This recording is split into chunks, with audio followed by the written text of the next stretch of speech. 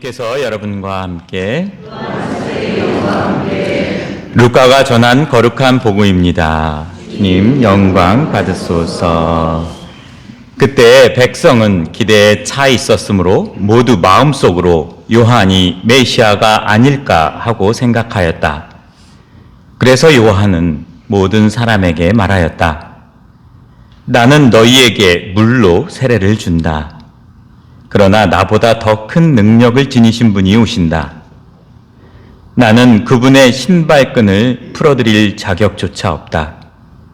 그분께서는 너희에게 성령과 불로 세례를 주실 것이다. 온 백성이 세례를 받은 뒤에 예수님께서도 세례를 받으시고 기도를 하시는데 하늘이 열리며 성령께서 비둘기 같은 형체로 그분 위에 내리시고 하늘에서 소리가 들려왔다. 너는 내가 사랑하는 아들, 내 마음에 드는 아들이다. 주님의 말씀입니다. 찬미 예수님. 오늘 주님 세례 축일을 맞이하여서 우리 사실 입당송과 우리 본기도, 우리 영어로는 컬렉트라고 하죠. 우리 신자들의 다 모인 마음의 지향들을 공동체 전체적으로 함께 청원하는 기도가 그 컬렉트, 본기도가 됩니다. 거기에서 뭐라고 기도를 했냐면 우리는 그 물과 성령으로 새로 난 저희도 언제나 하느님 마음에 드는 자녀로 살아가게 하소서였어요. 물과 성령으로 세례받은 것을 기억하는 것이 우리 오늘 주님 세례받은 세례축일에 우리가 기억해야 되는, 그리고 기념해야 되는 날이라는 것이죠. 그리고 아까 말씀드린 것처럼 전례적으로는 주님 성탄 시기가 끝나고 이제 새롭게 연중 시기에 들어가는 그 출발점에서 우리는 예수님께서 들었던 하느님 선포가 있었던 너는 내가 사랑하는 아들임을 우리도 다 세례 때 받은 그 은총을 기억하면서 신앙 여정을 하기를 초대받고 있는 것이지요. 그리고 바로 그 모티브, 그것의 원천은 삼위일체 하느님의 신비가 우리 안에 오셨기 때문이라는 것이죠. 그 세 가지가 오늘 미사의 사실은 핵심적인 내용입니다. 오늘 복음에서 이렇게 예수님께서 요르단강에서 세례를 받는 장면, 그것은 사실은 신비로운 장면이고 놀라운 장면이죠. 왜 그럴까라고 생각을 한다면 당시에 세례자 요한이 이스라엘 백성에게 세례를 베풀 때는 우리가 죄인들에게 하느님을 잘 맞이하기 위한, 용서를 위한, 회개를 위한 세례가 그 세례였죠. 근데 그 자리에 예수님께서 함께 서 있는 것이에요. 그러면 거꾸로 우리가 생각해 볼 수 있겠죠. 왜 하느님의 아들, 그리고 우리 성모님, 우리가 다 아는 것처럼 죄 없이 잉태하신 우리 성모님의 아들, 하느님의 아들, 참 하느님이면서 참 아들인데 왜 굳이 그 죄인들의 줄에 서서 세례자 요한에게 세례를 받을까라고 생각해 볼 수 있을 거예요. 저만 그런가? 그런 생각을 해볼 수 있겠지요. 그래서 그것을 우리가 조금 그 주제를 갖고 한번 들어가기에 앞서서 물과 세례로, 그러니까 물과 성령으로 세례를 받는다는 것의 의미를 먼저 성서에 드러난 것을 통해서 그 예수님이 왜 그랬는지를 한번 우리가 상상해보고 묵상해보는 차원에서 이렇게 짚어보면 좋을 것 같아요. 구약에서 물은 정결을 상징하죠. 우리가 더러운 게 묻으면 씻지요. 씻는 것. 그것과 구약에서도 마찬가지로 드러납니다. 그래서 레위기에 보면 제사장과 백성들이 하느님께 나아가기 전에 몸을 씻는 행위, 이게 레위기 15장에 나와 있어요. 그리고 그것은 정결 예식이라는 것을 통해서 우리는 하느님과 올바른 관계를 위해서 우리가 해야 되는 예식으로 받아들이고 있었어요. 구약 시절에. 그리고 또 하나는, 그리고 그것은 어떤 것에 의미를 내포하고 있냐면 우리 안에 주님과 거리가 멀어졌던 것을 씻어내고자 하는, 그러니 정화의 의미가 담겨 있었던 것이지요. 그리고 우리가 잘 알듯이 우리 노아의 홍수를 생각해 본다면 하느님의 사랑으로 창조된 우리가 조금 하나님으로부터 멀어졌을 때 그것을 물로, 그 40일 동안 주야로 비가 내리면서 물로 다시 그것을 씻는 과정, 그 정화의 의미도 또 물이라는 것을 통해서 내포하고 있지요. 그러면서 동시에 새 창조에 대한 의미도 암시하고 있어요. 그리고 출애굽 사건, 우리가 이스라엘 백성이 홍해를 건널 때 이렇게 따라오던 계속해서 이스라엘 백성을 괴롭혔던 이들이 끝끝내 따라왔을 때 그것을 홍해 바다가 이렇게 갈라졌던 물이 덮치면서 그 죄악들을 씻어내는 것, 그리고 이스라엘 백성이 새롭게 시작할 수 있는 근원을 만들어주는 것, 그렇게 하느님과의 관계를 회복시켜주는 것으로 물이 등장했었습니다. 그러면서 이제 조금씩 더 진화를 해서 에제키엘에 가면 이렇게 얘기를 합니다. 맑은 물로 너희를 씻어주겠다. 그리고 그렇게 변화된 것들이 우리는 또 하나 의미가 하나 더 있는 것을 발견할 수 있는 지점은 창세기예요. 창세기에 보면 이런 얘기가 나오죠. 한처음에 하느님께서 하늘과 땅을 창조하셨다. 근데 그 순간 땅은 아직 꼴을 갖추지 못하고 비어 있는데 어둠이 시면을 덮고 하느님의 영이 그 물 위를 감돌고 있었다. 이게 우리 성서의 1장 1절 2절 이야기예요. 거기에 바로 오늘 세례받은 그것의 의미, 물과 성령이라는 것이 다 내포되어 있어요. 하느님의 영, 바로 성령을 이야기하는 것이고, 그 당시에는 히브리어로 르하으라는 뜻으로 바람, 생명, 성령을 뜻하고 있었고요.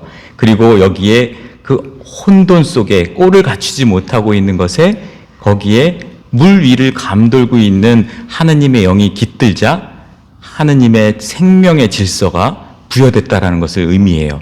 그러니 우리의 물리적인 여러 가지, 우리의 생명들, 우리도 사실은 물이 우리의 몸의 물질적인 것이 60% 이상을 차지하고 있죠.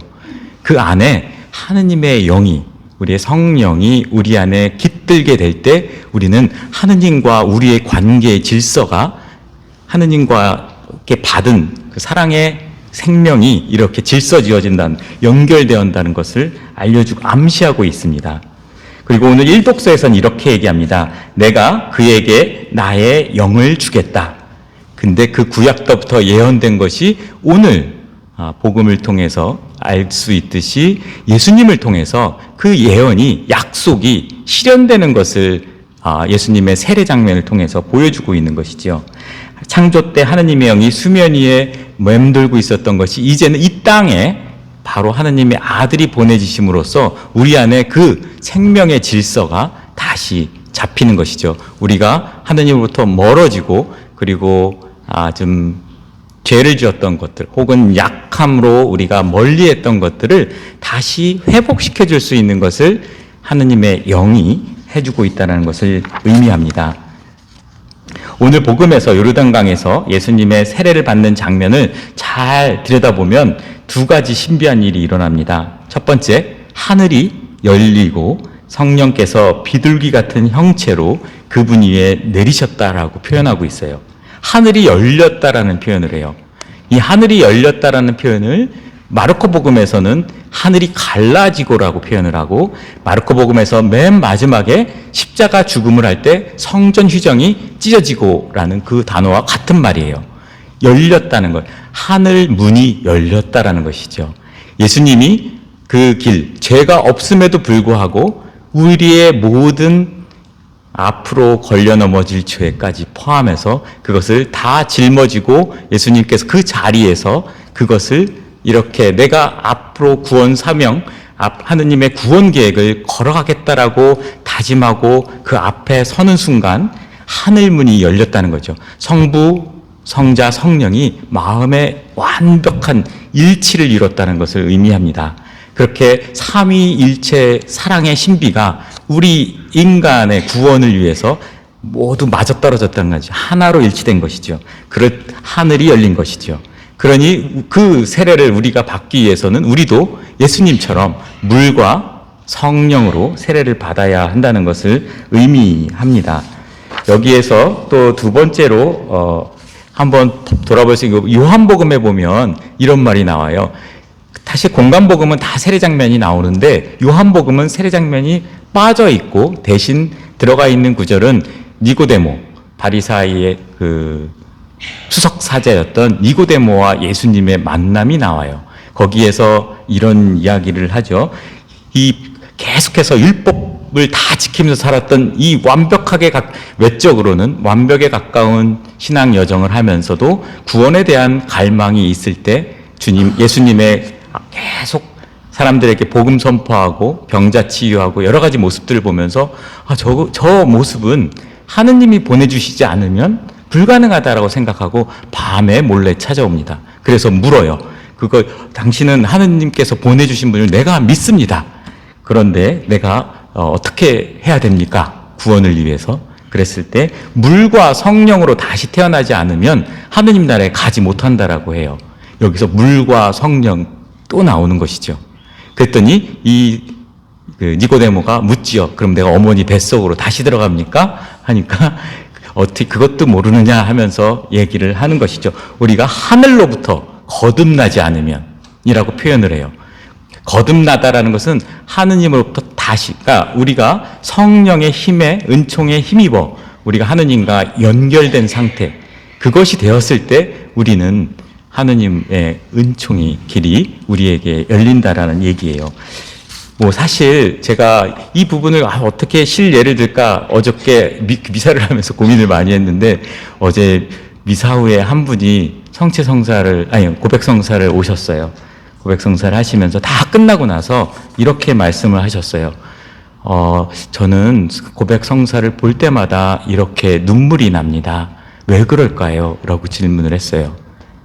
바로 이 물과 성령으로 우리 세례받은 우리는 하느님과 거리가 멀어진 것, 우리가 알게 모르게 마음이 편안하지 않은 것, 하느님으로부터 거리가 멀어졌던 것을 내가 스스로 오늘 이 독서에 나오는 거죠. 하느님께서 우리 안에서 활동하고 계시기 때문이죠. 임마누엘 하느님이 내 마음 안에서 작동하고 그 마음으로 하느님과 다시 가까워지고자 주님 앞에 용기 있게 다가올 때 주님의 성령의 움직임이 내 마음 안에서 있다는 것을 불러일으켜 주기 때문에 그것이 눈물로 나온다라고 제가 표현했어요. 그리고 많은 분들에게 제가 이렇게 고백성사 오시는 그 발걸음 안에 이미 주님의 성령이 당신 안에 있던 하느님의 성령, 하느님의 손길로 당신을 이끌어 줄 거라고 이야기를 합니다. 또 어떤 분은 이렇게 얘기를 해요. 미사 볼 때마다 저는 눈물이 납니다. 그것도 마찬가지겠죠. 우리가 이미 보이지 않는 하느님의 은총이 우리 마음 안에 이미 함께하고 있다는 것을 우리에게 일깨워 주는 것 같습니다.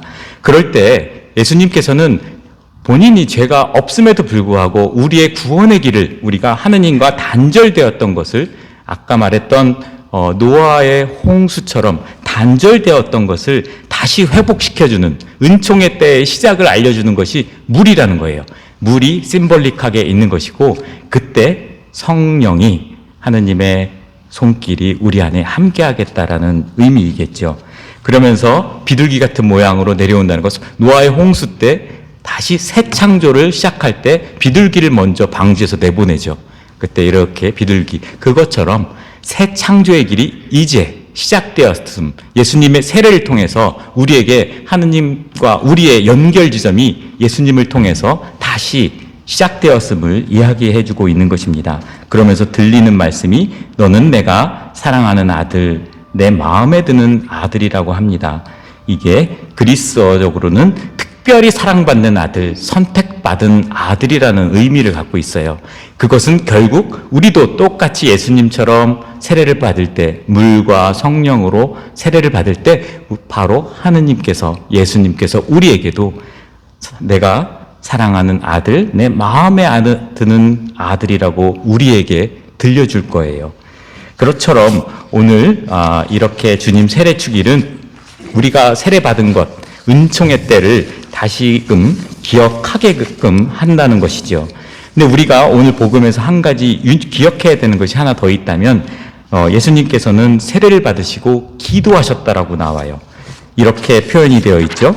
예수님께서는 세례를 받으시고 기도를 하시는데 하늘이 열렸고 성령께서 비둘기 같은 형체로 그분 위에 내렸다라고 합니다. 계속해서 우리의 마음이 기도라는 것, 결국 기도가 뭐예요? 하느님과 대화하는 것이죠. 내 마음의 문을, 지금 내 마음 안에 이미 와 있지만 우리가 무뎌진 마음을, 하느님 사랑을 내 안에서 다시 떠올리고 주님께 용기 내어 청할 때 주님과 내가 함께 성령으로 하나 된다는 것을 의미합니다. 그러니 우리가 기도하는 것, 그리고 또 주님께서 바로 아까 고백성사 얘기한 것처럼 이 성사를 준 의미는 바로 하느님이 우리와 함께하고 있다라는 증거이고 그 표징을 우리 예표로 준 것이죠. 7성사, 7성사는 다 우리 인생의 고비고비마다 중요한 순간에 하느님의 은총이 우리와 함께하겠다라는 약속인 것이죠. 그 약속을 내가 실현하기 위해서는 주님께 계속해서 하느님과 함께한다는 것을 내가 믿고 희망할 때 우리는 주님의 세례를 내 세례로서 하느님의 사랑받는 아들로서 살아가는 길이 될 것입니다. 그러니 우리가 조금 걸려 넘어지고 또 하느님으로부터 멀어졌을지언정 끊임없이 주님께 용기를 내어서 나도 주님께 사랑받는 아들임을 믿고 주님의 성령의 활동으로 내가 다시금 주님과 일치될 수 있는 은총을 청해보면 좋겠습니다.